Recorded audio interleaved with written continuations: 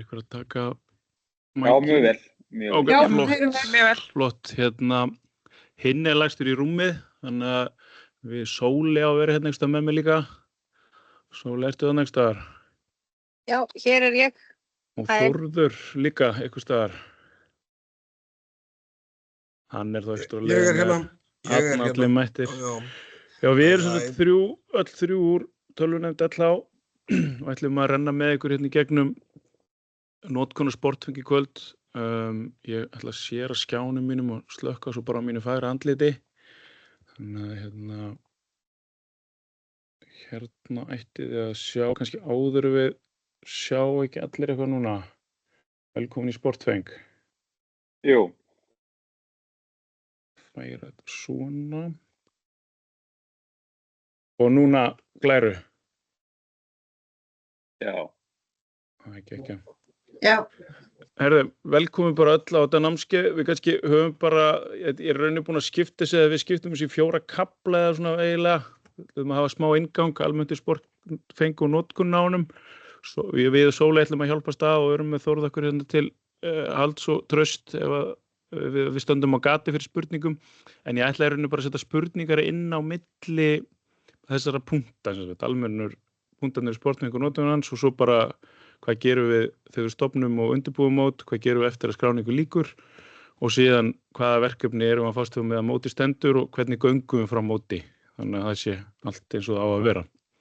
Við sem sagt erum líka að taka þetta upp, þannig að við ætlum svo að birta það, að hinni sérum að klippa þetta eitthvað saman fyrir okkur og birta svo heild sinni eitthvað, þannig að fólk geti hort á þetta síðar. Já, þannig að spurningar með að bara fara hann inn á spjalli líka, það er einhver spjallblaðra hann í Teams sem að má henda þeim inn í öfnum höndum og við reynum svona nálgast þar þá eins og á milli þessara punkta. En við skulum bara eitthvað svona í upphafi sem einhver vill viðra, Sóley eða Þórður. Kannski bara ef ég kem inn fyrst, já, Sóli hérna. Það er bara gott að setja inn spurningarnar í spjallið. En ef að viljum, að því að við erum það mörg á þessum fyrirlestri, að þá er gott að rétta upp hend þannig að við getum fylgst betur með hverju vilja fá að tala. Og að sjálfsögðu er alltaf gott að tala líka, það er ekki endilega að skrifa bara. Þannig að þetta verði aðeins skilvirkt hjá okkur, þannig að við getum haft aðeins yfirsýn. Þannig að þá er það líka gert hérna bara á svipum stað, þannig að finnir tjattið og þá er hérna hægt að rétta upp hönd. Og þá kemur svona gulur rammi utan á þann sem maður vill. Og þá er það, svo tekur maður bara höndina niður. Þannig að, en ég held að ég er bara mjög spennt að sjá hvernig þetta fer hjá okkur í kvöld. Það er gott. Herðu, þá keyrum við bara af stað og þetta er bara fyrsti punktur hérna, almenn atriði sportfeng og notkun hans. Og ég þarf náttúrulega að fara hérna. Svona, við ætlum að byrja bara á svona gagnlegu linkum, eins og flesti vita þá kannski er linkurinn inn á sportfeng, www.sportfengu.com. Síðan eru til ágætis handbók sportfeng inn á LH-hestar og við setjum þessa kannski linka þá bara ekkert í undirmálið á kynningunni þegar þetta kemur á YouTube eða eitthvað slíkt. Og síðan náttúrulega bara alltaf mjög mikilvægt, það er að standa klára á öllum keppnisreglunum og þær má finna undir keppnisreglur hjá LH-hestar, bara undir lög og reglur. Og það er náttúrulega sem keppnishaldarar ber okkur að þekkja keppnisreglur og reka mótin eftir reglunum. Nokkur punktur sportfengur er sem sagt það sem heldur utan í keppnishaldið, en sportfeng tengjast tvö kerfi, annars vegar völdfengur, þar sem við sækjum öll upplýsingum hross, þannig að þau eru öll tengd því, og sportfengur skilar svo í rauninni niðurstöðunum líka inn í völdfeng aftur. Og svo erum við með aflerinn sem við sækjum í rauninni félagatal, þar sem öll hestamannafélögin haldist sitt félagatal í dag. Og ég held að Þórður uppist verðist það ekki einu svona sólarhring eða eitthvað slíkt. Jú, minni það. Þú meina félagatalið eða ekki? Já. Jú, ég held það. Þannig að það er ekki Jú, alveg leið. Jú, það er á hverju Þannig að maður nóttu. að hafa það kannski í hugu. Já, það. Aðgangur á sportfeng er rauninni hvert félag heldur utan sinn aðgang.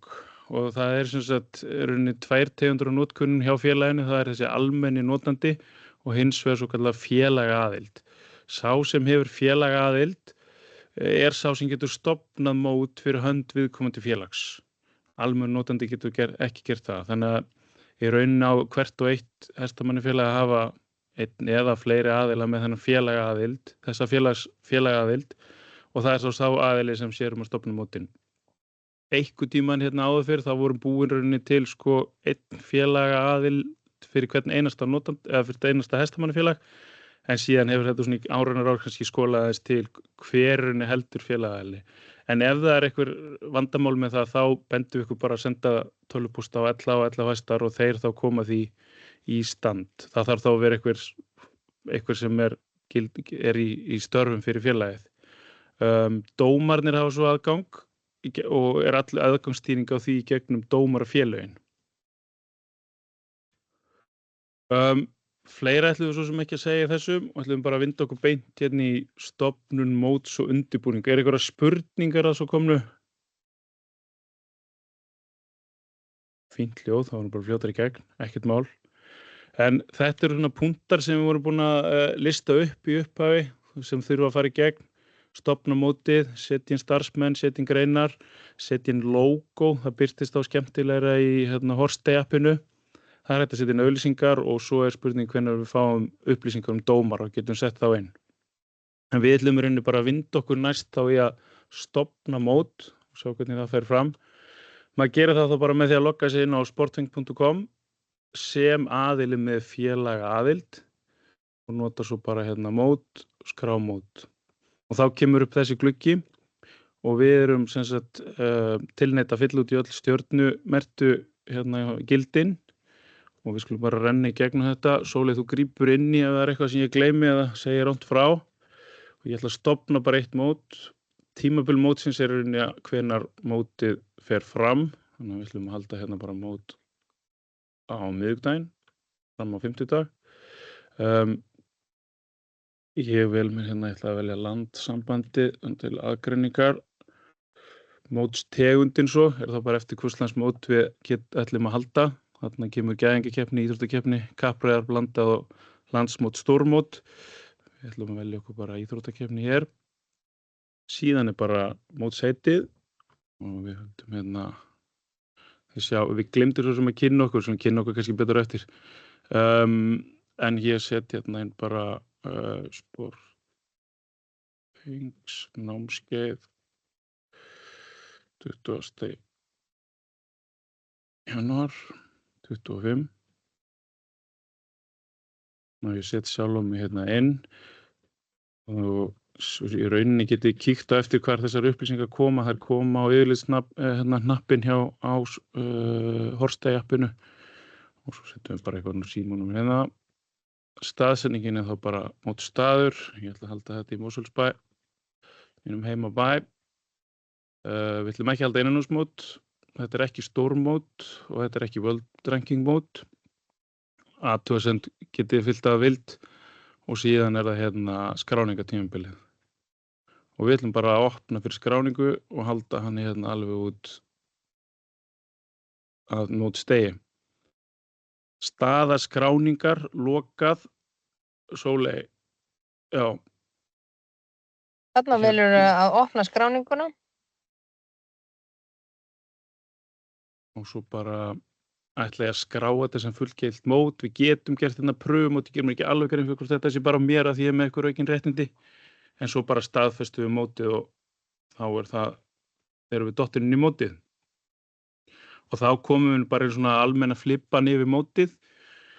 Hér til vinstri eru þá allir valmöguleikar sem við höfum upp á að velja í sambandi við mótið. Og fyrst náttúrulega kannski bara svona, að stofna keppnisgreinar, það yfirleitt það fyrst sem allir gera. Og það áður nú ferð lengra, Jóngir. Það langar mér að þú farir aftur í upplýsingablaðið, af því að það kemur ekki í rauninni fyrir núna að geta sett inn logoið. Það ekki hægt í fyrstu atriðinu þegar þú stofnar mótið, en núna ertu búin að stofna mótið og þá ferði í breyta móti og þá kemur neðst í hnappinu þarna að þá hægt að setja inn logo fyrir mótið sem birtist í appinu.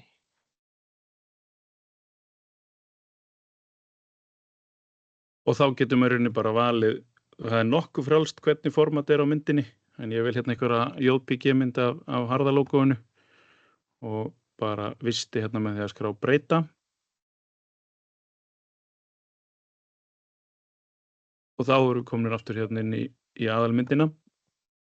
Við skulum þá bara vinda okkur í að hérna skrá keppnisgreinar og það það farið hérna í vinstri hnappinn keppnisgreinar og nýskráning.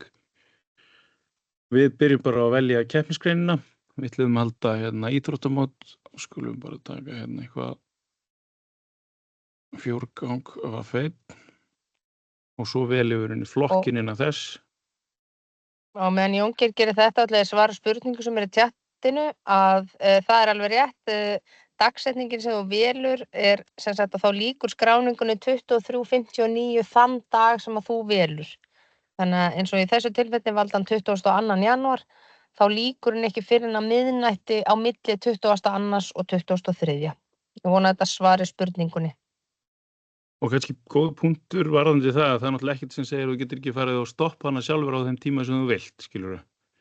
Maður getur auglýst að skráning sér til 20 og svo getur maður bara loka fyrir hana þegar klukkan orðin 20. Þannig að maður ekki bundin endilega við að halda sér við miðnætti. Þið sem mótsaldarar þekkir trúlega að alla skráningarna koma inn hérna korter fyrir 12 eða fyrir lokun á skráningartíma. Þannig að það ekkert sem segir að þið getið ekki handvirk lotkaði ef þið auglýst skráningarferðst til 8 eitthvað kvöldið eða slíkt.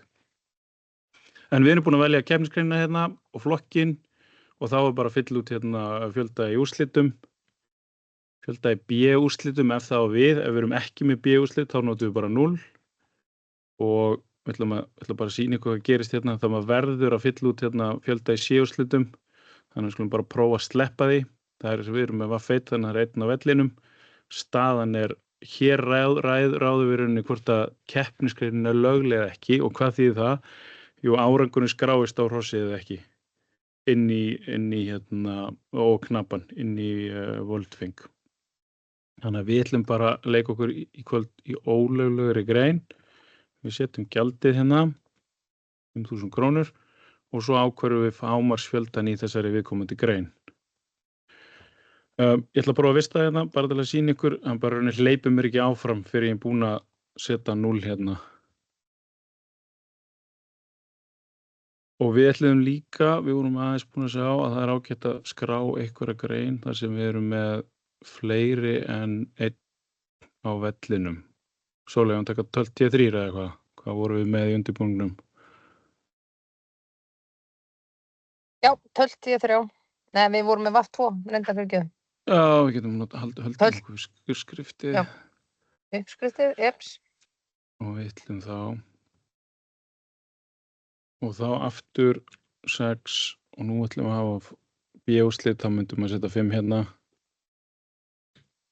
og 0 hérna og þá kemur rauninni hvað að vera margir á vellinum í einu, Sóley.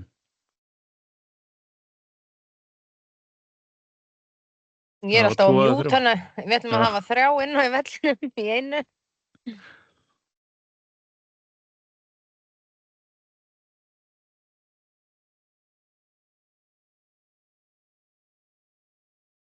Og við vistum þetta. Þá erum við konið með keppnisgreinar og nú er ekki til fyrstu að eitthvað geti skráð sig á mótið. Svo lengi sem að við erum búin að opna skráningarfrestinn og það staðaskráningar opin. En til að einhver geti loggað sig inn og tekið þátt sem starfsmaður, þá þurfum við að skráða sem starfsmenn. Og hér eru í rauninni svona kannski 3-4 hlutverk og það er í rauninni mikilvægt að skrá alla starfsmenn sem að taka þátt í mótinu í þennan lista. Ekki öll hlutverkin hafa beinan aðgang að sportfeng en það hjálpar okkur í skýrsluhaldinu í mótinu. Þannig að við Sóley erum alltaf að skrá sjálf okkur hérna. Ég sé að það var önnur spurning og það varðandi á fyrstu síðunni þegar við erum með upplýsingarnar mótið, athugasemdaglugginn þar. Því miður þekki ekki hvað birtist ef ég skrifa þar að því ég hef ekki séð hvar það birtist. Þannig að ég held að þessi fítur sé í rauninni óvirkur. En á öðrum stað munum við sýna ykkur á eftir hvar við notum athugasemd. En í þessu tilfelli held ég að sé ekki virkur. En við vindum okkur aftur hérna í starfsmennina og ég ætlum að bæta okkur hérna sjálfum við.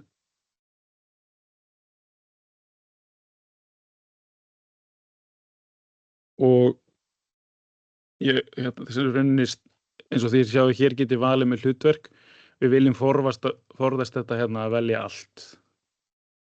Og ég ætla bara að sýna ykkur hvað það gerir fyrir uppgjörið á mótaskýrslunni. Ég ætla að velja hérna alltaf sjálf á mig og hoppa hérna á vinstri flippanum í mótaskýrslu. Þá kem ég hérna rauninni 10 sinnum í skýrsluna. Þannig að það fer rauninni betur að velja rétt hlutverk á starfsmennina þannig að þetta líti út svona sómasamlega í þegar við gerum upp mótið.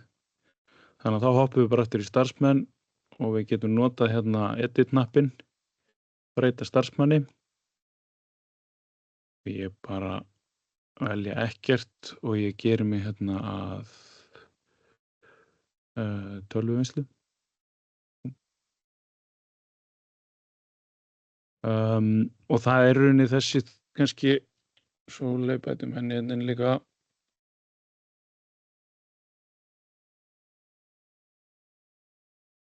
Svo þú Sóley, hérna 83 og við gerum hana hérna bara til dæmis að mótstjóra.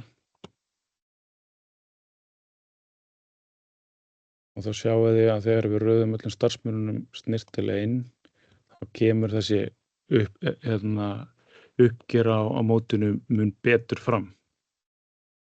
Og ég get í þessu tilfelli líka verið mótstjóri og þulur og þá haka ég við báða þá þætti.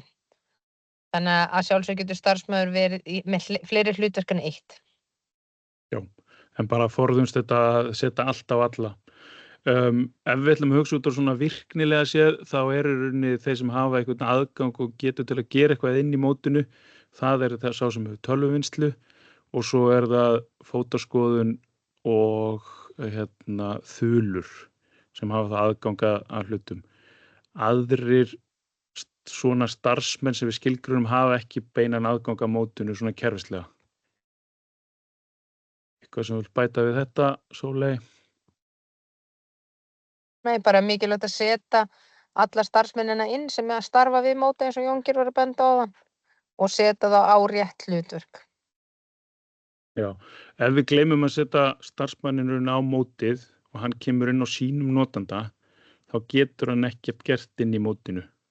Þannig að það ástæðan fyrir því að við þurfum að hengja það hérna á. Í þessum part ætlum við líka að fara hérna yfir auglýsingarnar, en þær hérna niðri lengst til vinstri í flippanum hér. Og hér rauninni getur maður basically bara tekið hlekk í auglýsingunum eða á auglýsindansinn. Við ætlum að auglýsa MBL í þessu auglýsi og við getum svo valið okkur skrá. Við veljum aftur hörð hérna bara. Og það sem maður þarf að passa hérna þannig að þetta líti vel út í appinu að hlutföllin á myndinni þurfa að vera eins og hér tilgreint. Annars kemur þetta svolítið bögglað. En við lítum fram hjá því hér og sýnum bara hvernig þær detta hérna inn. Og svo rótirast þær á þessum vissum stöðum í horstei eftir bara trúlega einhverjum counterröð, sko. Þannig að hér má þá hendi öllum styrktaraðilunum. Jóngir, þú ætlar aðeins að hingra það nefnilega spurning, upprétt hönd og ég ætla að hleypa henni að. Gjörðu svo vel, Sigríður.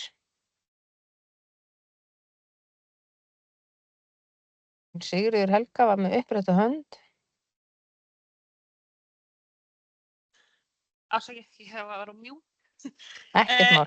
Heyrðu, ég hef alveg verið að setja inn svona auglýsingar og þetta gekk, var smá vesen einmitt í fyrir að fá þetta svona til að líta almennilega út. En svo hef ég verið núna, einmitt fyrir áformadeildina og varum að setja inn og þá það bara ekkert alltaf að birtast í appinu. Þú veist, mótið stofnað, þú veist, ég búin að gera, þú veist, hlekkirnir í auglýsinguna, þeir ekki að virka, þú veist, ég hef aldrei lent í þessu fyrir en bara núna, sko. Eitthvað svona sérstök ástæða fyrir því að þetta böggur í kerfinu núna eða? Ekki sem mér er Um, kunnugt sko.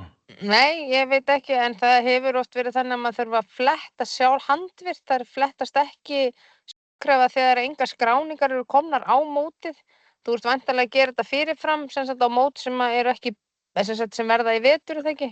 Jú, ég er að gera það, þú Já. veist, eins og fyrir áhugamannadeildum sem verður í vetur og Mhm. en þú veist, málið er það, þú veist, eins og núna þá, þú veist, hlutamótunum þá fá einu sinni auglýsingarnar inn og hlutamótunum þá, þú veist, og því að alltaf þú ítir á logoið, þú veist, þá ferðu inn á heimasíðuna, þú veist, hefur verið þannig að þú veist með hlekkur í auglýsinguna, en það er ekki að virka. Þú Við veist, skulum bara taka þetta og athuga og þá látum við bara vita. ok, takk. Takk. Ok, við síðasti punkturinn hérna er kannski að setja inn dómarana. Maður veit svo sem ekki alltaf með miklu fyrirvara hvaða dómarar koma á móti hjá manni, en við skulum bara renni við hvernig maður skráir dómara. Það er með svipum hætt og keppendur, það er hérna í stikkunni vinstra megin og það er nýskrá og hér getur maður slegið inn nafnið. Ég var búin að lesa undir. Já, Jóngeir, stoppa aðeins, þú ferð alltaf hratt fyrir mig. Ég er að reyna að lesa hérna spurningarnar. Já, En það var fyrirgefðu. spurning hérna varðandi starfsmennina að sjálfsögðu ef að Jóngeir er skráðið þulur þá verður hann náttúrulega að hafa aðgang að Sportfeng svo hann geti skráð sig inn til þess að komast að þular upplýsingunum sínum. Þannig að það er náttúrulega mjög mikilvægt að þeir sem eru starfsmenn séu með þennan almenna notanda þannig að þeir geti farið inn í kerfið inn á sportfengu.com og skráð sig inn og fara þar inn á mína síðu til þess að geta unnið í mótinu. Það er önnur spurning, viltu taka hana strax, Sóley?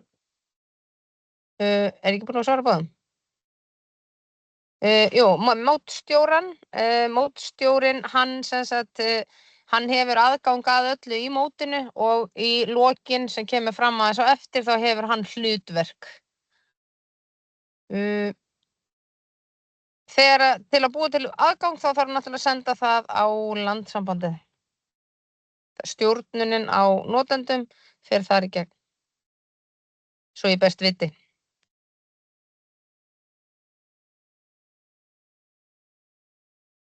Já, ok. Skulum bara hendin dómara. Og það er ein hönd líka upprétt, þannig að við ætlum að hleypa henni að.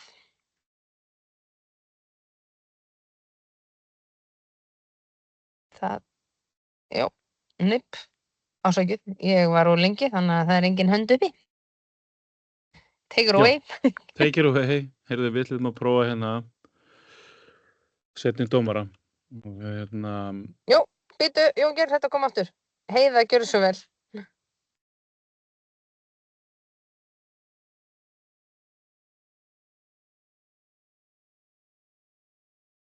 Örugglega bara ennþá á mute, Heiða. Nei, þú ert ekki á mute. Veit ekki alveg okkur, við heyrum ekki í þér. Klárum bara þennan, Sóley, og tökum svo bara bunch-up spurningum í einu. Hérna, ok, frábært. Sem sagt, stofnum hérna einn dómara, ég er með Guðmundur Björgvinsson og þá kemur að því að ég get í rauninni, ég þarf að vita í rauninni kennitöluna Guðmundar til að geta valið réttan. Maður er svo sem er að hætta á að velja rangan og ég er með, hérna hann er fættur 75. Ég hef mér það að segja með Guðmundur er yfirdómari og hann situr í sæti 3.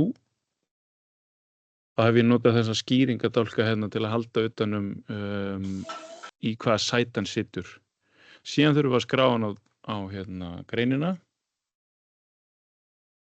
og hann situr þá hérna og við bara nýskráum hann og setjum hann hérna bara einn í viðbót. Sett hann hérna Ketill.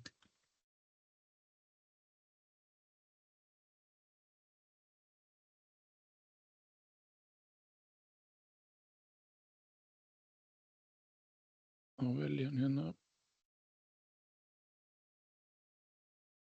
Skrá.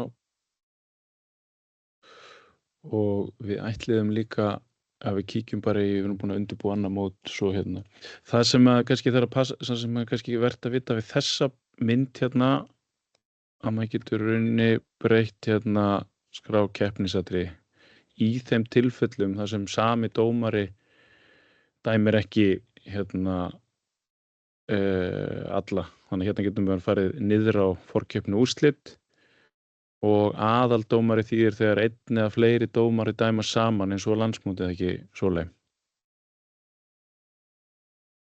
Ef að 2 dómarar sitja saman, þá annar aðaldómari og hinn skráður í sama sæti. Já, þá eru 2 annar aðaldómarinn. Það sýnir ykkur hvernig þetta nýtist hérna, þetta dómari 3 og skulum bara breyta þessu og fara aftur hérna í mótaskýrsluna. Það sem þetta hjálpa manni bæði hérna í dómara því þessi röð segir ekki til dómarasætið. Það hjálpa manni til að muna í hvað sæti maður setti dómaran þegar maður að vinna í mótinu.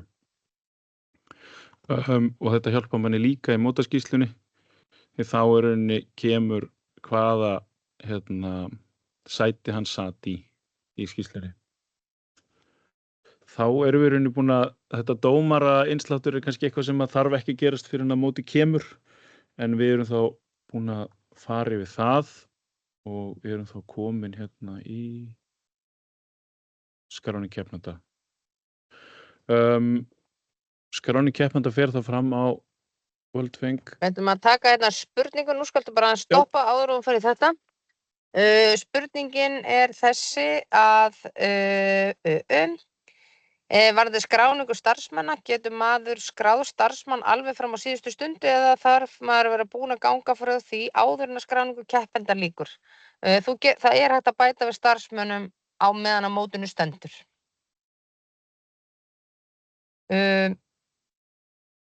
Svo kemur önnur spurning hérna, en eru dómarar kannski ekki í sama dómsæti í öllum greinum, hvað gerir þú þá? Ef þú ferð inn í það, Jóngeir, þú ferð inn í dómaran, ef ég er dómari 1 í þessari grein og dómari 2 í annari grein, sérstaklega stærri mótum, þá þarf þetta að velja hérna keppnisgrein, skrá í keppnisatriði, ekki skrá í greinar, heldur að skrá í keppnisatriði og þarna getur líka, ef þú ert ekki að dæma úrslitin, A-úrslitin eða B-úrslitin, þá er hægt að gera þarna -1 og þá kemur einhver annar dómar og sest í þitt sæti. Og þarna er sem sagt keppnisatriði, þá bara hvert atriði, en svo getur líka verið skráður á greinar. Fleiri spurningar úr þessum kafla eru ekki hér. Ok, þá vindum við okkur bara í skráningu keppenda. Þá vorum við búin að hættum við hérna. Og það er bara aftur inn á Sportfeng. Ég loggaður inn þegar þú skráir þig inn og ert ekki loggaður inn, þá færðu beiðnin að segja og setja ekki robot og færð e-mail með hlekk til að virkja þig. En annars dettur hérna á bara skrá mót og ég ætla bara að skrá mig á landssambandið. En varðandi á meðan hann er að gera þetta, hann getur gert þetta að hljóðu líka. Á meðan að gera þetta, þá er þetta varðandi röðum dómara, þá er það yfirleitt yfir dómari sem ákveður dómsæti dómarana. En hann er núna komin þarna á næsta skref, hann er komin inn í skráningakerfið og áfram heldur Jón Geir. Já, og þá veljum við bara hérna í rauninni hvaða keppnisgrein við ætlum að skrá okkur í. Við sláum með nafnið okkar hérna. Og við þurfum að velja aðildafélagið okkar og kannski passa sig að velja rétt aðildafélag því að maður getur verið svo sem verið skráður í mörg félag og passa bara að vera með þetta á hreinu. Og hér þurfum við að fá svo fæðingarnúmer, hérna þurfum við að fletta því upp í Worldfeng. Það er ekki lookup eins og á hérna nafninu eða kennitölunni minni. Þannig að ég var búin að preppa hérna eitthvað staðar 1 IS-númer. Hvað þetta gefur okkur. Hérna.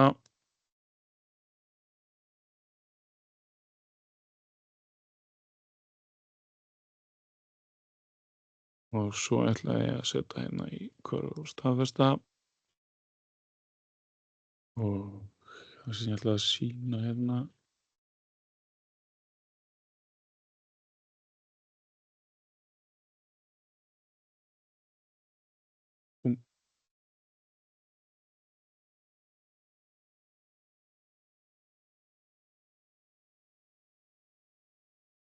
Hvað er í gleypa núna svo leið? Sérðu það?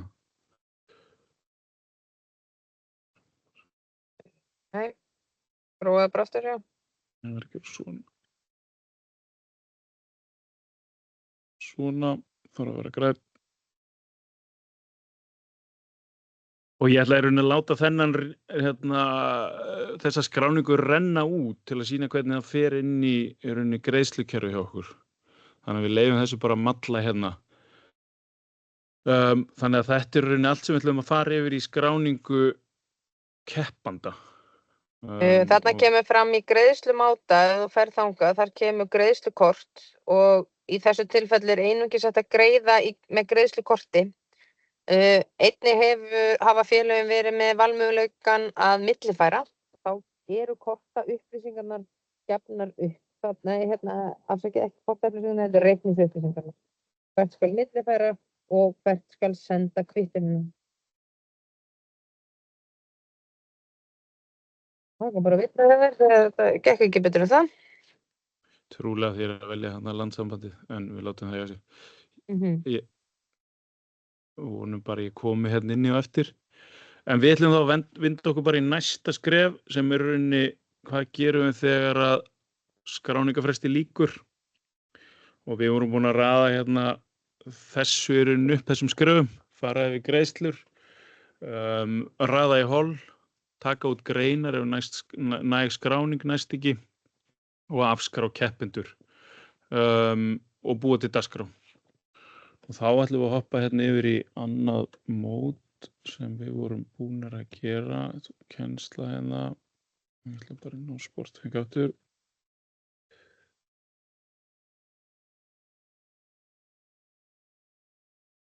Já, þetta er leitaglugginn í rauninni. Við notum hérna skrámót til að finna mót, þá notum við bara mögulegan hérna leitamóti. Notar yfirleitt og best að nota sýningarárið og aðildafélagið sitt. Og þannig getur maður yfirleitt fljótt fundið mótið. Þetta er það sem við vorum að vinna í áðan, þannig að við ætlum að skoða þetta sem við vorum búin að rasa hérna saman daginn. Hér vorum við rauninni búin að setja inn aðeins fleiri keppnisgreinar. Við ætlum aðeins að fara líka yfir hérna á eftir hvernig maður gengur frá skeiði og rekur skeið.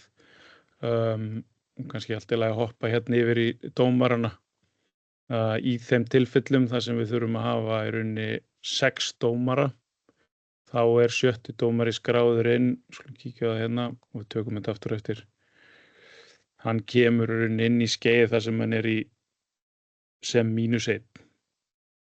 En við rennum betur yfir þetta á eftir. Við ætlum að skoða hérna þessi tösk. Hérna er sem sagt skráningakerfið. Þetta er rauninni það sem ég ætla að sýna ykkur. Hérna reyndar kemur greitt. Það hefði ekki átt að koma greitt. Það ég vona ekki. Hérna hefði ég viljað rauninni hafa ógreitt. En þegar að það kemur inn hérna ógreitt þá getum við fært á í greitt og þá sjálfkrafa færast í ráslistan. Og þá hefði ég eftir að koma hér. Þetta er fyrirgefið, ég er röngum móti. Myndi vitlausu móti, já. Já. En það sem að þú vildir að það kæmi á hinu skjalinu var sem sagt að það hefði komið hætt við. Já. Er það ekki þarna? Það kemur samt greitt. Já, að því að hann var lengi að fara í gegn eða kortið virkaði ekki.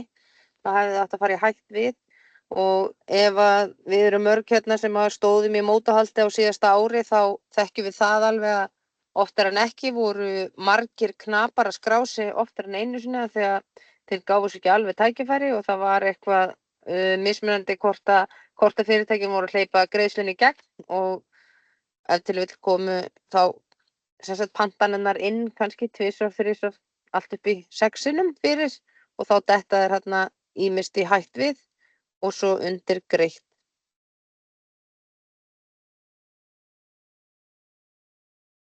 Svona kemur þetta. Svo.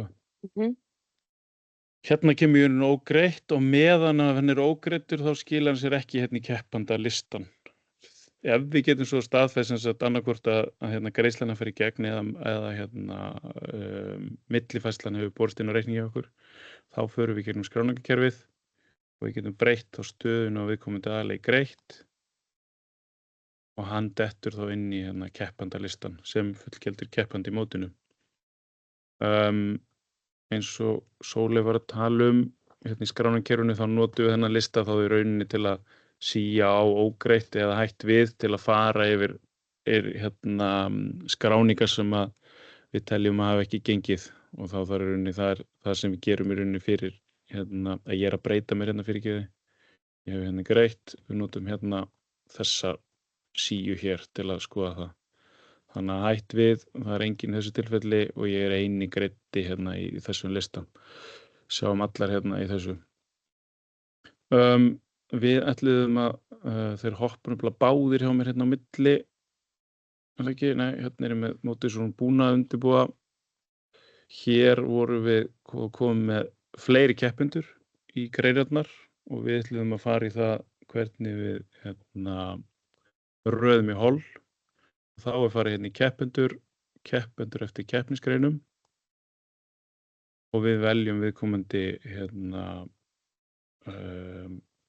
keppnisgrein og núna er ég náttúrulega bara búin að raða hérna, hún er á sér stað en við getum farið yfir hérna aðgerðarnar. Þegar við erum búin að ganga frá öllum skráningum í skráningarkerfið þá getum við raða hérna handahófskennt í ráslistana. Gerum það hér. Við getum, og það eina sem við þurfum að passa í því að sami knappinn er mörgum sinnum í viðkomandi grein, að reyna þá kannski að halda ákveðnu bili fyrir hann þannig að hann komist á hest, geti skipt hest sómasamlega. Það getum við gert með til dæmis með því að nota hérna víxla. Við getum sett hann hérna, við getum prófað að setja þetta í 2 og sett svo mörtu þá hérna í 3.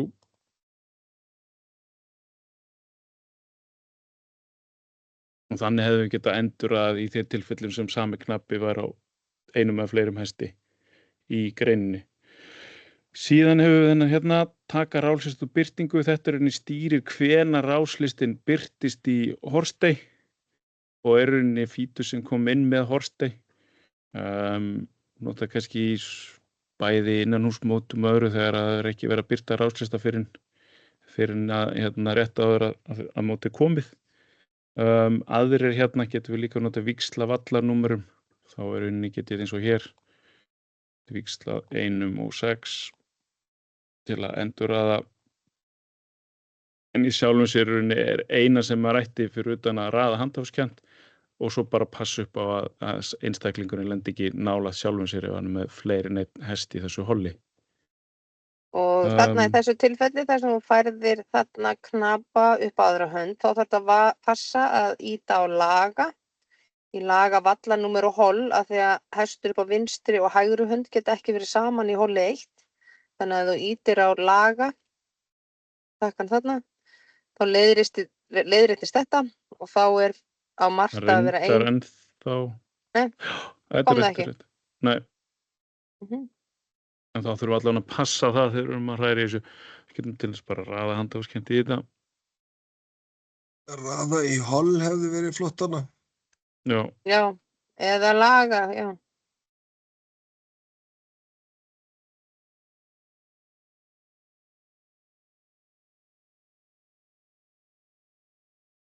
Eða laga, því við lítum á það. Það getur líka verið að því að við erum búin að hefja í rauninni, við erum búin að skrá einkunnir á þetta. En ef við ætlum að laga þetta handvirk, þá basically myndum við færa hérna.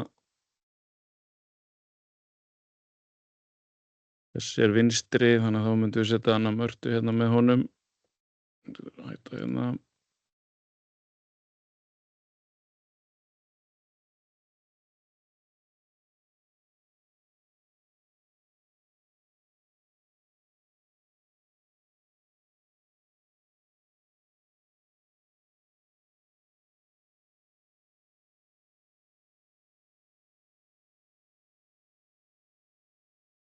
Og þarna hægra megin upp í horninu birtist alltaf grænn gluggi að aðgerðin heppnaðist. En ef það kemur rauður gluggi þá er aðgerðin ekki að heppnast hjá okkur. Já. Í því tilfellum sem við náum ekki nægilega mörgum skráningum í keppnisgrein, þá rauninni þetta eyða keppnisgreininni, því að eyða keppnisgrein, en ef það skráður keppandi í keppnisgreinina, þá þarf að fjarlæga hann af greininni. Þannig að ef við tökum nú hérna fjöldi keppanda, við ætlum bara að hætta þennan 5-gang hérna, þá þurfum við að eltast við alla keppmyndunar og skráða úr. Hvernig skráði hann úr? Þá fer ég rauninni bara hérna í keppendur. Jón Geir, stoppa aðeins þarna. Ég held að sé tölur á 5-gangnum þarna. Já, ok. Það náttúrulega ekki hægt að gera það áður en við getum svo sem skráð mig hérna bara hérna megin úr. Hérna hoppaður í hittmótið. Getum farið hérna í keppnisgreinar. Það 1 skráður hérna. Ég ætla að reyna að eyða keppnisgreininni. Í lagi og kvartar hún ekki hægt að eyða flokkið sem búið að skrá keppandi í hana. Þá þarf ég að fara á keppandan, taka hann af greininni. Svona. Skrá. Og þarna, þessi aðgerð einungis framkvæmd þegar áður en að mótið hefst, að þá þetta í rauninni, þarna en að afskrá gert á annan hátt eftir að ráslisti hefur verið birtur, þá önnur leið sem við viljum frekar nýta.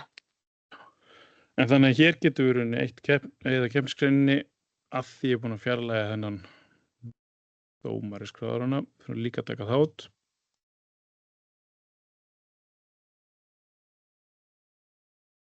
Hvað var ég að reyna að taka út? Var ekki 4-ganginn?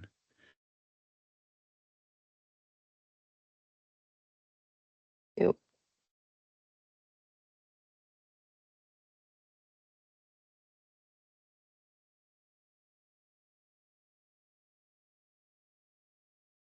Þá ættu að geta 1 greininni.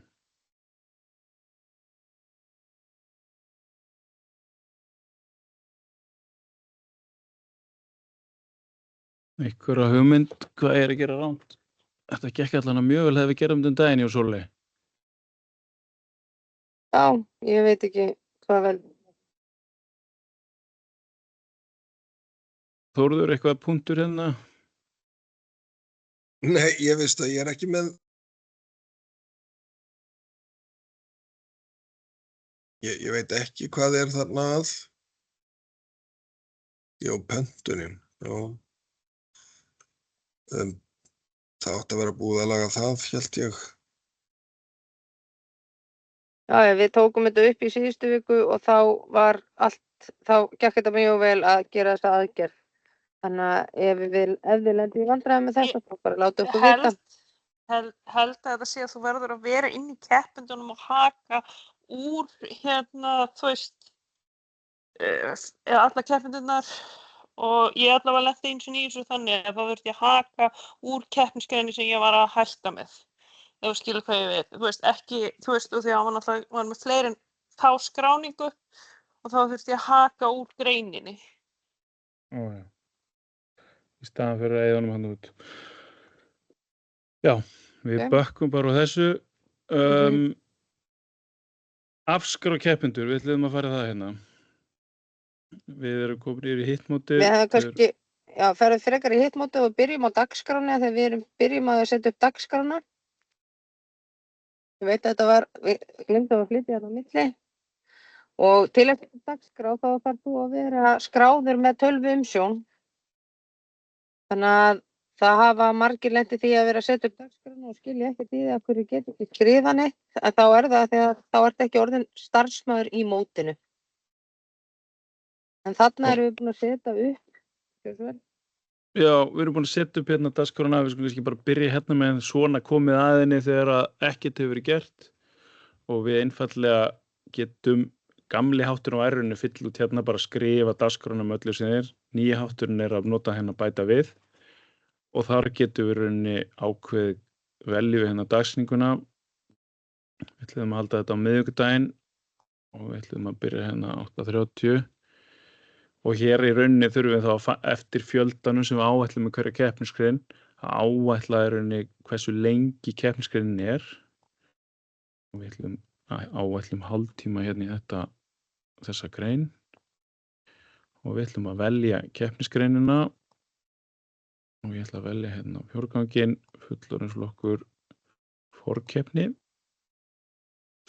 og þá það komið í dagskrá og í þessu stutta mót okkar ætlum við líka að henda inn kaffitíma þannig að hér getum við ætlum að hafa 30 mínútna kaffitíma þá veljum við okkur frjálsanteksa hérna og þá kemur kaffihlé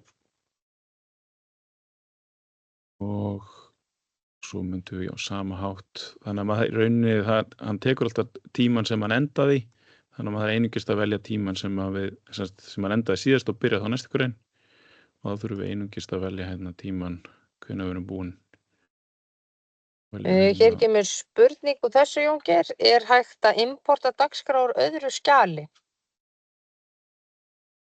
Nei, ég myndi ekki halda að það verður að importa því þú þarft að slá þetta inn línu fyrir línu. Það ekki rétt? Þórður, Jú, en ef þú ætlar að nota í rauninni sko bara texta þá kópirðu textan og setur bara í almennt en þá það ekki að raðast svona ef þið hafið verið að nota appi þá getið farið í dagskrá og þá getið ítt á textan og þá lendið þið beint inn í keppnisgreininni og hún vísar líka í það hvað í gangi núna en ef ég skrifa bara í almenna textan þá birtist það ekki sem flýtileið. Við getum reyndið svona, en það miklu fallegra að nota dagskrá liðina, verður mun skemmtilegri í appinu en að nota bara textan, en hérna getum við líka, en hérna kæmi þá eins og segja úrskráningar eða berast í e-mail.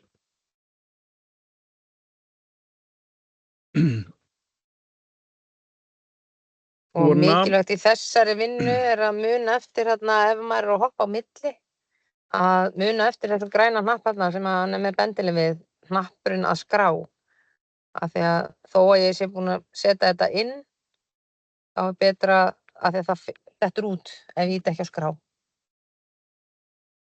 Þannig að ef við dettum á milli þá missum við þetta hérna litla sem ég var að vista hérna á. Þannig að skrá mjög mikilvægt fyrir þetta. Við ætlum líka að fara í hvernig maður afskráir keppendur. Þá vorum við búin að hoppa hérna yfir. Hérna vorum við með alls konar keppendur. Ef áður en keppnin hefst og skráningafrestir lokið þá viljum við í rauninni nota hérna aðgerðir. Orsök eða úrsögn. Af hverju viljum við nota þessa nappa hérna? Það því að þetta skila sér líka í skýrslu. Úrsögn notum við kannski þegar hann segir svo úr hérna úrslitum en forföll ef hann ákveður að hætta af einhverjum öðrum ástæðum. Við getum til dæmis ef ég skrá hann hérna Hafrún í forföll þá get ég sett hérna bara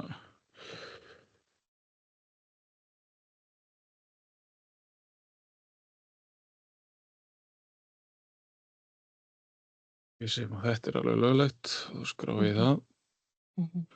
Og þá dettur hann út af ráslistanum en fer neðstur þannig að til dæmis þegar að knapar eru að áætla að þeir séu númer 17 í rásröð þá gott að það eru 4 búnir að afskrá og þeir geta verið í kringum þeim og þá ertu kannski númer 13 af því þeir voru allir sem dróðu sig úr fyrir framan og ef þeim 1 þá náttúrulega sést ekki að það séu einstaklingar sem eru nú þegar búnir að afskrá úr keppnisgreininni. En í þessu tilfelli kemur þetta niður. Og það sem við erum að tala 1, þá erum við að tala þegar fólk nýtir hérna möguleikan að fara í breyta keppenda og afhakkar viðkomandi hest úr grein. Og þá kemur engin verður þetta skýrsluðal til fjölda úrskráninga og öðru slíkt ekki til staðar. Við vorum búin að haka hérna í nokkur þannig að hvað erum við að tala þannig að það mótaskýrslan þá heldur hún utan forföll og úrsagnir hérna í skýrslunni. Þá erum við búin að rúlla yfir allt sem við ætlum að gera eftir að skráningafresti lýkur og áður en að mót hefst og við erum þá komið hérna í verkefnunum sem að eiga sér stað á meðan móti stendur. Erum við með einhverja spurningar svoleiði?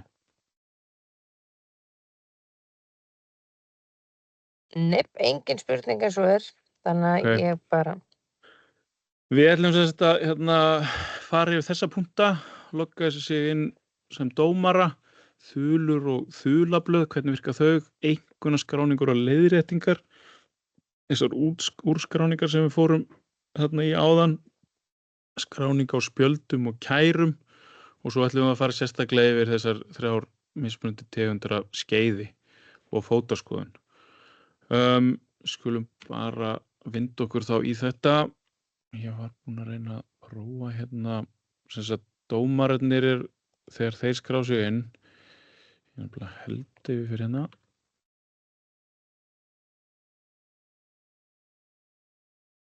Það ágætt að vita, ég ennþá skráður hérna inn, þannig ég ætla að útskrá mig og nýðast hérna á einum dómara.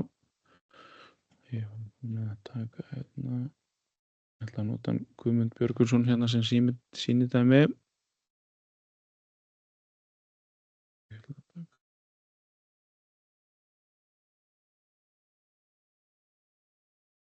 Það ætla að sýna ykkur viðmótið sem að kemur það dómar skrá sig inn. Hér ég komin inn sem Guðmundur og ég vil nota hérna síðan mín svo hann finni mótið sitt. Hér hann komin inn í mótið og við getum, og hann notar henni hérna þennan gula hnapp. Ef hann ítir hérna megin þá dettur hann inn í þetta viðmót sem við sáum áðan og við erum enga leið að komast í skráningunni sína. Þannig að það mjög mikilvægt að hann fari hérna í gegnum gula hnappinn og þá fær hann í rauninni upp hérna dómarahaminn sem hann getur þá valið hérna keppnisgreinina sem hann að dæmi. Og þú fyrir aftur tilbaka á stans og hlutur, vegna þess að þarna kom fram til dæmis að á þessu móti þá hann sem sagt dómari án dómsætis í skeiði en hann auka dómari sem að kom fram áðan að hann væri dómari 7 eða eitthvað þess áttar. Þannig að þarna kemur hann sér dómari án dómsætis en hann samt að dæma greinina. Þetta -1. Já. Eins og segið, stundum þetta í það líka held ég að rýta hérna og þetta aftur í þennan ham og þá þarf hann runni bara aftur að þetta hérna inn á síðan mín inn í gula hnappinn á mótinu og þá kemst hann inn í greinarnar. Hér erum við búin aðeins undirbúa, þetta runni sama mynd og við sjáum þegar við förum inn á tölvuumsókn og skráningu. Hér búið að staðfesta allt og hann getur þá runni engu breytt. Það runni bara einstaklingum með ef þeim verður það á að skrá eitthvað rangt og vilja láta laga þá þurfa að hafa samband við dómpall og dómpallið þarf að laga hérna einhverjuna. En við skulum bara skrá mig aftur hérna inn og fara inn á mótið.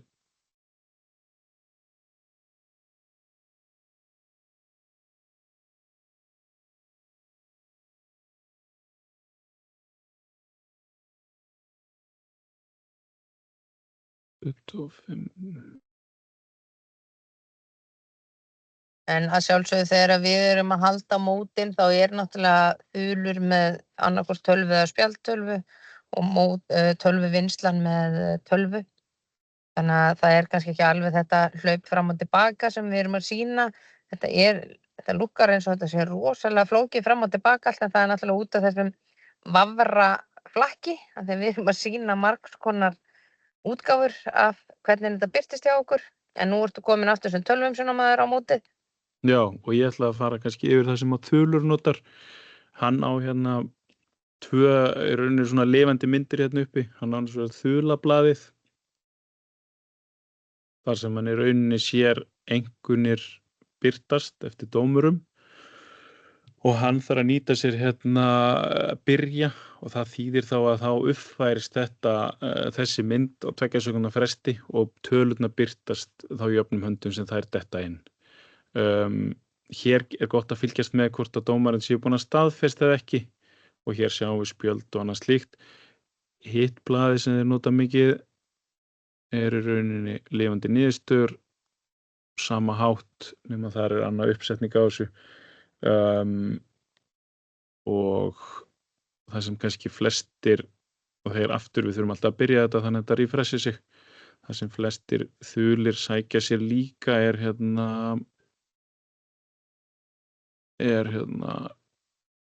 eyðublöð, ráslistar eða samantekt fyrir þul og velja sér eða bara allar láslistar, eða ekki? Hvað tökum við, Sóley? Jú. Samantekt fyrir þul, það velur bara hérna forkeppni. Það forkeppni, já. Og svo ítur að sækja eyðublaðið. Það downloadast eyðublaðið. Þá er best að sækja það þarna. Og þá birtist þarna upplýsingar hrossið, fyrir hvernig það keppir. En það sem að vonandi kemst inn er akkurat á þessu blaði vantar okkur. Þetta er reyndar F1, þannig að það er bara 1 knapp inn á í einu. En ef þetta væri F2, þá eru 2 knappar inn á í einu. Og það væri náttúrulega gott fyrir okkur að geta munað það, fá litaröðunina á knöpunum. Já, þannig að þetta eru svona blöðin sem að þulirnir notast við. Einkunnaskráning, eins og við ræddum áðan, ef við þurfum að laga einkunni fyrir dómara og þeim eru vegna innsláttarvillu eða annars slíks, þá notum við einkunnaskráning. Einungis þeir sem eru með tölvuvinnslu aðgang, hafa aðgang að einkunnaskráningunni og þá förum við bara inn í keppnisgreinina og við getum þá í rauninni að beiðni dómarans fært breytt einkunni, skráð einkunnir hálsaftur og staðfest einkunnina. En það í rauninni þarf alltaf að skrá og staðfesta. Áður en búið að skrá einkunnina þá er þetta allt saman grátt og þetta breytist í grænt, svo þegar við erum búin að staðfesta þá verður þetta allt grænt. Já, úrskrynning, er eitthvað hérna sem þú vilt fara yfir? Við vorum kannski þessi spjöld, Sóley. Já, það er þarna munur á því, eins og þarna í þessu tilfelli er gróf reiðmennska á stökki. Þá fær hann gult spjald þarna við það atriði, en ef að hann stígur á baki og öll greinin hjá honum öll keppnisatriðið er ógilt, þá þarf að passa að setja það hérna undir í athugasemdina og þá í rauninni kemur þarna spjald rautt og þá þarf að muna íta á vista. Náttúrulega kannski það sem líka þarf að passa sem að þarf að fletta á milli dómarasæta. Svo hér er til dæmis engar einkunni verið skráðar hana Sigriði. Þannig að já, maður þarf að passa að hoppa þegar maður breytir einkunn að vera á réttum dómara þegar maður færir inn einkunn viðkomandi dómara. Síðan ætlum við eða smá púður í að fara yfir hvernig við keyrum skeið og þá kannski byrjum á uppsetningunni á dómarunum. Áður nú fer í það, þá væri gott að taka, það er eitthvað sem hætti við að mæta til úrslita. Já. Þá einfaldlega að fara í keppendur eftir keppnisgreinum og þá velur bara þarna úrslitin til dæmis. Það er eitthvað sem ætlar ekki að mæta þarna. Þá koma þarna upp þessar 3 greinar og ég verð þá bara að passa að ég sé í réttri greininni sem ég er að segja mig úr, þannig að ég er með úrsögn.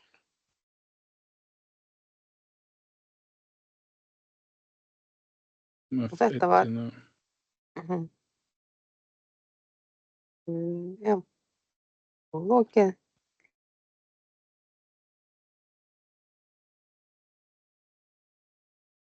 Þá mæti ég ekki til úrslita þarna. Og ef ég kíki þá í appi þá er nafnið mitt þar fyrir neðan í rauninni við þessa keppnisgrein. Já, þá skulum við skoða dómarana fyrir Hér er spurning áður við byrjum, hver er munurinn að setja rautt spjald og skrifa athugasemd og síðan þegar dómari gefur -1 á gangtegundina þegar eitthvað kemur upp á eins og skeifa af eða annað. Ef dómarinn er búinn að setja inn allar tölur og staðfesta, þá getur hann alltaf ekki breytt því, en hann getur þá skrifað í þarna niðri í athugasemdina neðst undir, af því það birtist líka hérna í skráningakerfinu hjá honum, þá stígur hann að misti skeifu, þá er það rautt spjald og þá fær hann 0 í einhvern. Og þá er það töluvinnslan sem dregur svo tölurnar tilbaka. Við þurfum þá handvirt að taka þær út eða ekki? Jú. Það hefur verið mismunandi hvernig félögin gera það, af því að ef að í þessu tilfelli myndi hann missa skeifu og þá fær hann ósvörðast 0 en tölurnar hanga inni, og ef að það er farið í appið, Hornstein-appið, þá kemur aðalengunin 0 en tölurnar birtast sundurliðun talnanna birtist.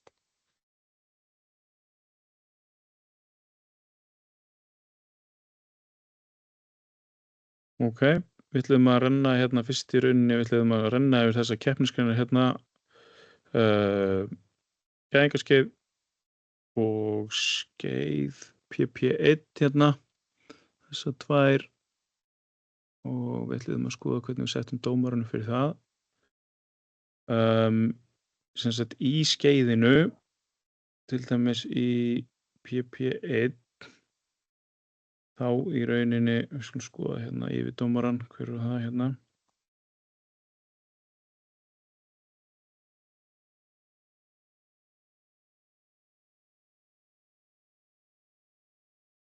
Þetta er gæðingaskeið, við þurfum að setja upp og ekki bara henda upp í skeiðinu, PP1-um.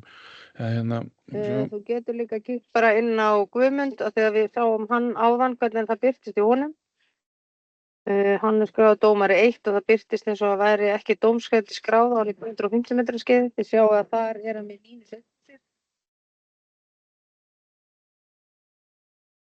Jú. Og hans slag er þá ábústur fyrir tímanum. En ekki rétt hjá okkur, gerðu það ekki þannig? Ef þú ferði nú yfir dómarann aftur, er hann með 1 á PP1. Ef við ættum bara eftir að setja það, þú ert með það orðið 3. 1 upp. Nei, þess að voru 3. 1 upp. Já, fyrir ekki. Samvinnan er góð hjá okkur og ég vona að þið séu bara að njóta. Svona. Og þá kannski skoðum við einkunnaskráninguna í þessu hérna. Þá er rauninni situr bara 1 í dómarasæti í þessu, því við skráum bara tíman hérna. Allir aðrir dómar eru þá -1. Og já, og þegar við skráum að skrá hérna, ef það er sem sagt liggur ekki, þá fær hann tíman -1. Kannski það sem þarf að passa í þessu. Getur ekki fengið tíman 0, já, kannski. Það er það sem þarf að passa í því, og svo skulum við skoða þá gæðingaskeiðið.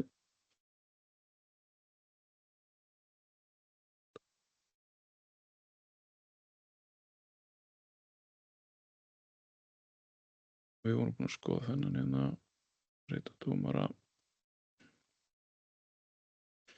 Og hann situr þá bara í sínu, hérna, í sínu sæti, og 7. dómarinn kemur þá hérna í -1 eins og við sýndum áðan.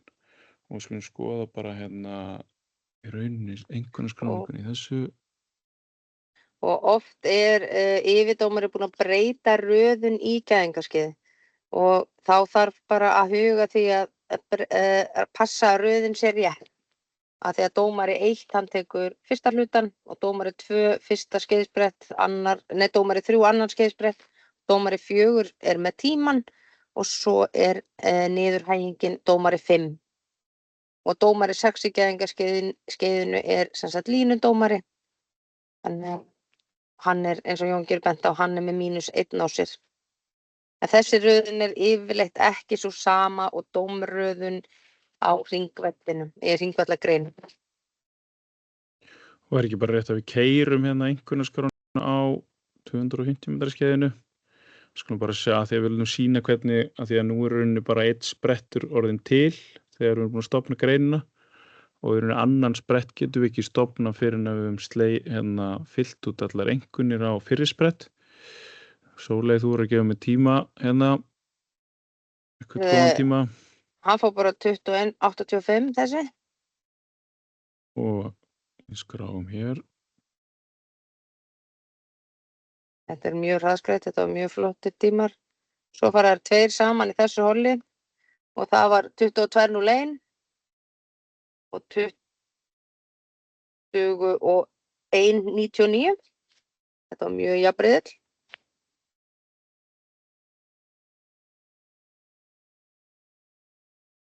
Og þú voru að mundir eftir að staðfesta það? Já, Já, er það? Nei, þú glemdir að Ég var staðfesta. aðeins og snöggur. Já, Maður þarf að bíða eftir Sjá græna það. áður en. áður en maður hoppar á næsta blessu. Svo fóru þeir bara 24 þarna, hann var svolítið lengi að koma sér yfir og þessi fóru 22,00. Þessi lá ekki. Já, þessi lá ekki, það var svoleiðis hjá þessum. Fyrirgefðu. Það varst þú, við vorum hann að Jeps. góð saman. Herðu, núna sem sagt er ég búinn að staðfesta allar einkunnir og þá ef að það gleymist að skrá eina þá er best að skoða það hérna í gegnum blaðið á þessu hérna. Nei, fyrirgefðu.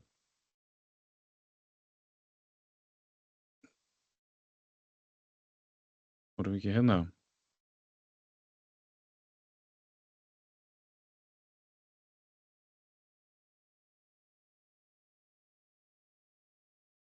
Erum við að blanda saman.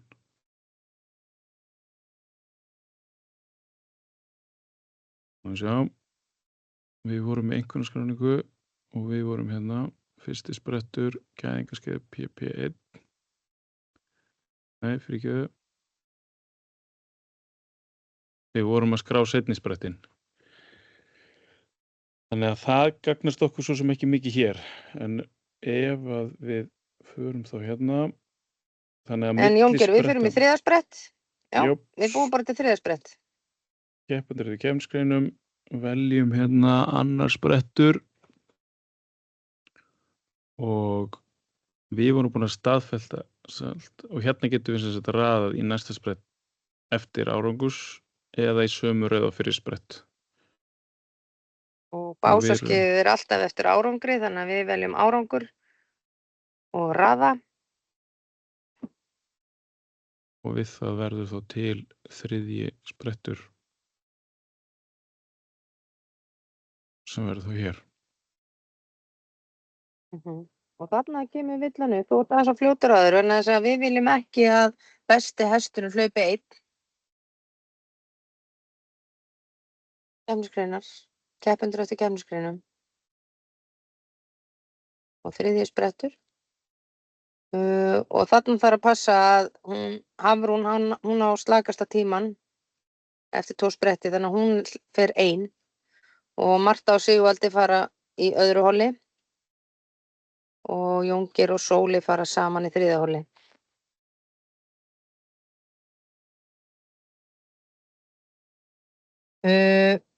Þetta er náttúrulega, eins og við sáum áðan að þá í rauninni í fyrsta spretti í básaskeiði þá raðar hann rétt.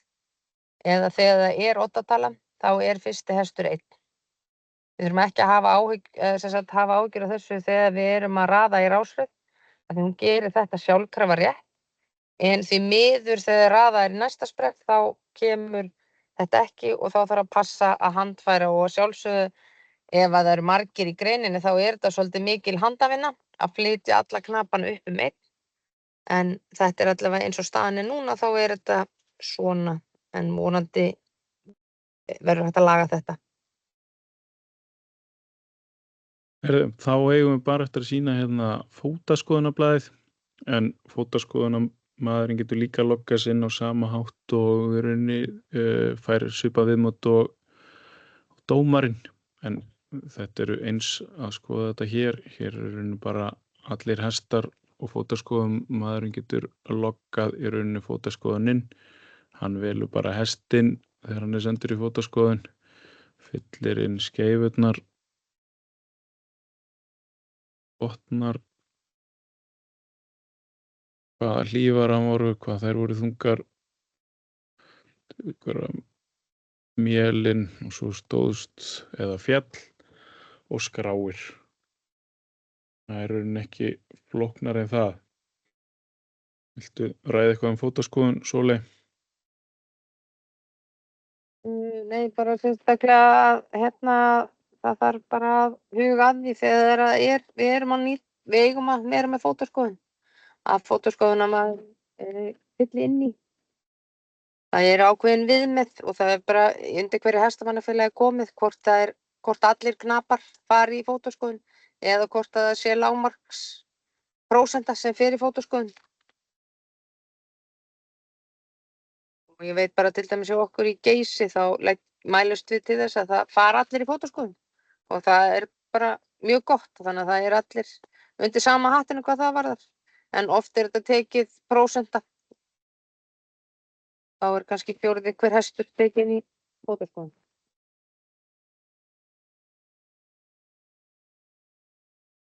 Já, þá held ég við séum búin að fara yfir allt sem snýr að svona rekstri mótsins.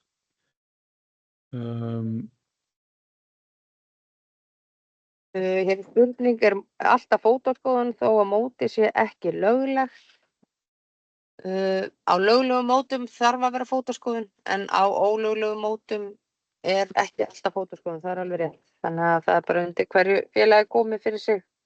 Og ég er nú svo sem að tala eins og hjá Geysi þá erum við að tala útimótin, það er fótaskoðun en ekki á vetrarmótum eða þetta.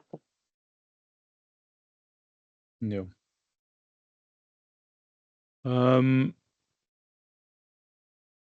Við vorum ekki búin að fara þess að við höfum eftir að fara hérna kannski eyðublöðin. Hér er þetta að sækja ýmis eyðublöð, skulum bara sjá hvað þessi mótastaskrá gefur okkur hérna. Þá getum við sótt bæði í PDF eða Excel og þá fáum við rauninni, hérna kemur rauninni hver eru skráðir dómarar og tölvuvinnsla og svo hver flokkur fyrir sig. Það ágætt að skoða þessi bara blöð í góðu tómi fyrir mót, hvað henda mann í hvað.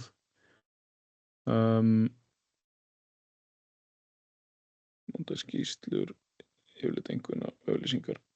Já, við ætlum þá bara að vinda okkur rauninni frágang á móti. Það er rauninni mótaskýrslan.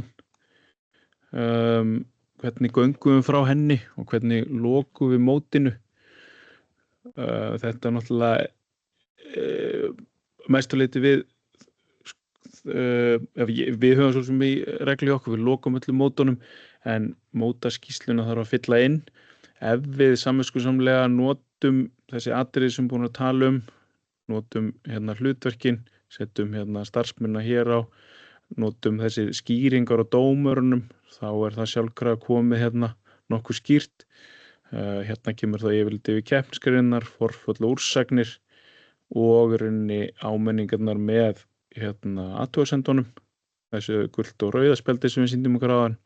Við gleymdum reyndar að renna hérna við kæruna Sóley. Það er eyðublað. Hér Hendi eina kæru. Hendi eina kæru. Það er hérna, ef eitthvað kemur upp, þá getum við skráð það hérna sem kæru. Það þarf þá að skrá hérna nafn og kennitölu. Ég er alltaf að gera eitthvað að mér hérna núna.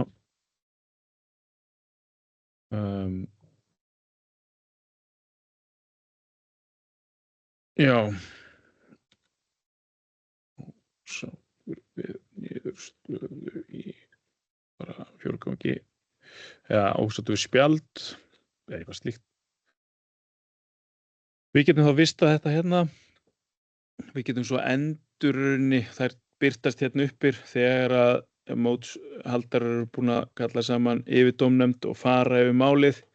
Þá getum við auðveldlega sett út viss endur hérna slegið inn úrskurðinn. Það var yfir sem fyrir knappa og stendur eins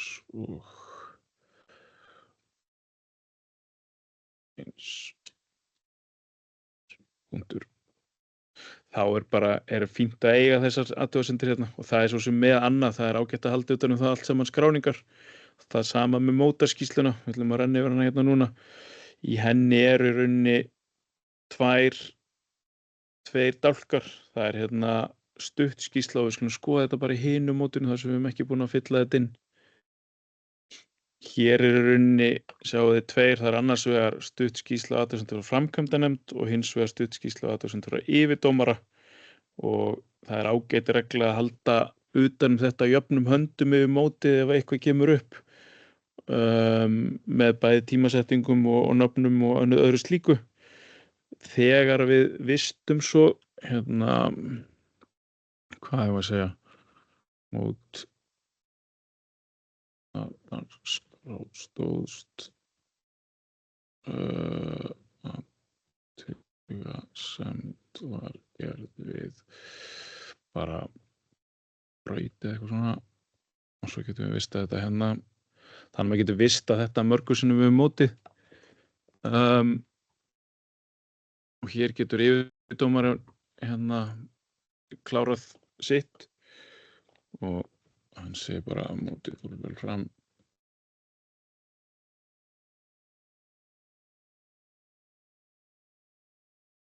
En við reynum bara að setja sem mest af upplýsingum inn í mótaskýrsluna til að bara taka saman ef einhver atvik komu upp og útskýringar á því. Við getum svo vistað hérna skýrslun okkar og síðan það þá þessir 4 aðilar sem þurfa að staðfesta þennan texta sem hér hefur komið fram. Það formaður framkvæmdanefndar, það mótstjóri, það yfirdómari og jafnframt fulltrúi knapa. Og þá ágætt að vera búin að skilgreina hann hérna til dæmis sem starfsmann. Við notum hérna. Hér hægt að setja fulltrúi knapa og þá það fært til bókar strax og kemur hér í skýrslun okkar sem fulltrúi knapa. Síðan í rauninni þurfa allir þessir aðilar að staðfesta og áður en ef það ekki gert þá í rauninni og svo mótið í heild staðfest og fram að því stendur mótið opið og rauninni árangur reiknast ekki upp í list og annað slíkt á meðan mótið stendur opið. Þannig að það mikilvægt að ganga vel frá þessum þætti og klára mótið tímanlega og ganga frá því í rauninni bara, ekki skemur hvað maður segja, 3 dagar eftir að mótið lýkur eða svoleið. Skemur kannski. Mælstu því náttúrulega skemur, bara klára þetta af og hér spurning, hvar staðfesta þessir einstaklingar skýrsluna? Ef að þeir staðfesta hana ekki hjá mótstjóra í dómpalli strax eftir mót, ef að skýrsluna ekki unnin svoleiðis, þá þurfa þeir náttúrulega að skrá sig inn til þess að geta staðfest skýrsluna eða samráð við mótstjóran eða formann framkvæmdanefndarinnar og þegar að allir 4 einstaklingarnir hafa staðfest skýrsluna, þá hægt að skila skýrslunni inn, staðfesta skýrslu og loka móti. Það vill oft vera þannig að það hlaupa allir í burtu í lok móts og þá í fljótferði bara ítt á staðfesta að það vantar upplýsingar frá að því að það líka gott að fulltrúi knapa geti komið með ábendingar mótið fyrir þeirra hönd. Þannig að það gott að hafa það í huga að þeir sem eru þarna að þeir staðfesti skýrsluna. Og þá líka mótið orðið, þá breytum við engu meiri með mótinu sko. Núna mótið orðið staðfest. Það hefur trúlega, það læst og við breytum engum einkunnum eða sjá þetta, nú bara mótinu lokið og það stendur bara eins og það var. Þá erum við nokkurn veginn komin bara búin að ljúka því sem við Sóli ætlum að fara yfir og við erum bara opin fyrir spurningum varðandi þessi atriði. Við ætlum svo að setja þessa upptöku á netið. Við vorum líka búin að undirbúa aðra upptöku sem við kannski birtum líka þar. Þannig bara ef það eru einhverjar spurningar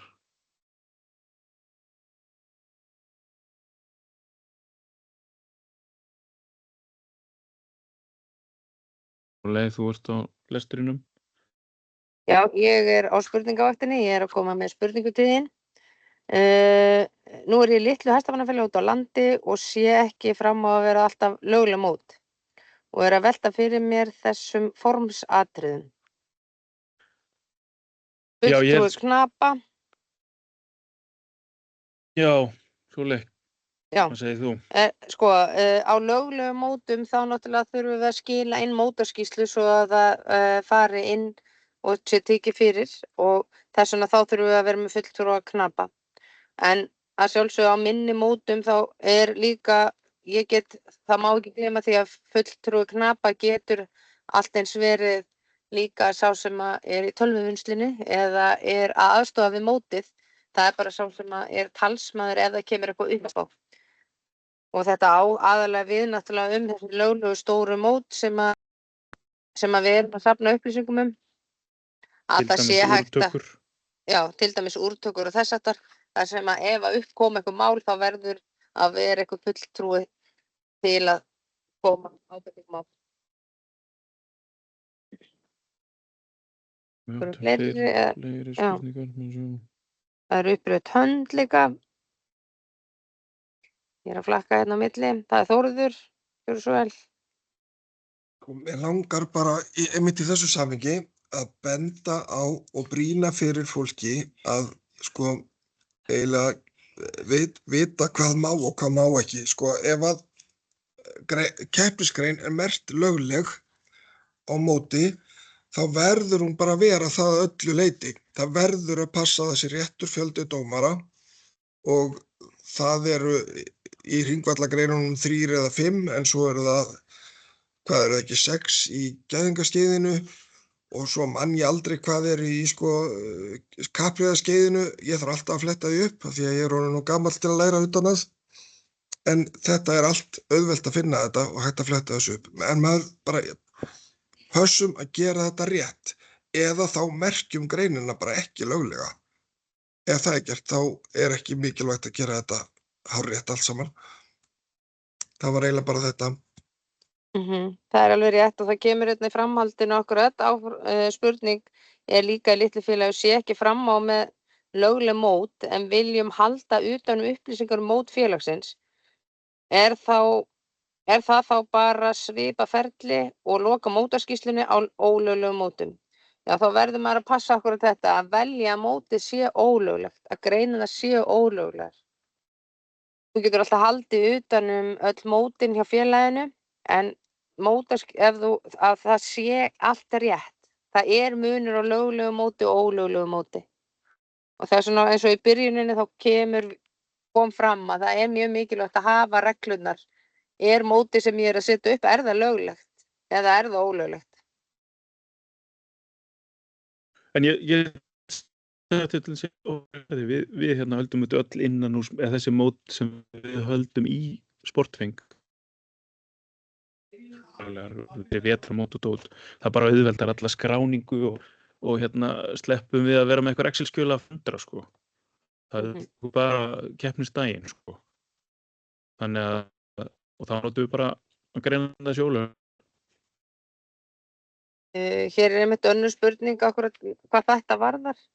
Hægt að hafa löglega grein ef mótið ekki löglegt? Þú voru náttúrulega að hafa frekar löglegt mót og hafa ólöglegar greinar á mótinu. Af því að ef þú ert með eina löglega grein en 3 ólöglegar, þá náttúrulega mótið löglegt en ákveðna greinar ólöglegar. Og þar kannski hægt að vísa til dæmis í metamótið hjá spretti. Þar bæði löglegar og ólöglegar greinar. Og þá náttúrulega mikilvægt að það sé valið rétt. Að þegar það keppt á beinnibraut eða upp á flúðum. Í gæðingakeppni þá það náttúrulega ekki lögleg keppnisgrein hjá okkur og þá þarf sú keppnisgrein að vera merkt ólögleg.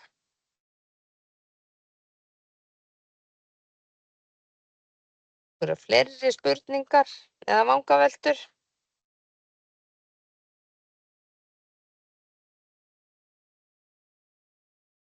Það eru reyndar fleiri á fundinum líka sem sitja með okkur í tölvunni, þannig að ef þið viljið koma ykkur á framfæri eða skrifstofan, þau eru líka með okkur á fundinum. Og það er bara virkilega góð þáttaka á þessu námskeiði og þökkum við fyrir það. Við vorum áttu 55 á tímabili. Er eitthvað meira sem að þú vilt koma á framfæri, Jóngir? Eða erum við bara að draga þetta saman? Nei, bara segjum setjum bara punktinn hérna. Við reynum sem við segjum stefnum svo að gera þetta aðgengilegt eitthvað staðar þar sem fólk gerir þessu. Þetta er kannski, þetta er rúnur 2,5 eða 1,5 tími. En það er þá allan að styðjast við þetta og svo minnum við kannski á þessa á handbókina inn á LH-vefnum líka hérna. Þannig að bara kíkja á hana og hafa hana við hendina. Fleira er það held ég bara ekki frá mér. Ég þakka bara fyrir mig í kvöld. Já. Og höfum ekki að segja þessu lokið. Jú, það var akkurat verið að henda inn spurningu, það var andi upptökuna. Verður hún sett inn á YouTube eða fáum við hann að senda? Já, ég ætlum að hafa þetta aðgengilegt fyrir alla. Þannig að við reiknum ef við setjum þetta inn á YouTube, eitthvað reikning hjá YouTube, frekar en að einungis þeir sem sóttu þetta í kvöld hafa hvað. Já. Já. Þannig að þá bara þökkum við kærlega fyrir í kvöld. Þá þökkum við fyrir. Já, takk kærlega fyrir.